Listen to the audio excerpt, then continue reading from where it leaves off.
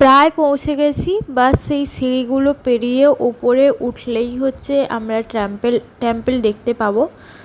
জানি না কতটা ভিড় আছে, অনেক মানুষ যাচ্ছে দেখছি, কিন্তু এই সিঁড়িটা দিয়ে উঠতে যা কষ্ট হয়েছে, কারণ যেহেতু আমরা এতটা রাস্তা হেঁটে হেঁটে এসেছি, তারপরে মানে ক্লান্ত হয়ে গেছি, তারপরে আবার এতটা উঁচুতে উঠতে হচ্ছে, কমে তো 4-5 হাজার কিলোমিটার ওপরে। তো সেই জন্য মানে যা কষ্ট হয়েছে না, মানে মানে কি বলবো, নিঃশ্বাস নিতে প্রবলেম হচ্ছে না কি হচ্ছে আমি নিজেই বুঝতে পারছি না। তবুও যেতে তো হবেই, কারণ না গেলে হবে না। এক তো ঘুরতে এসেছি, তারপরে মন্দিরে যাবো না এটা হতে পারে?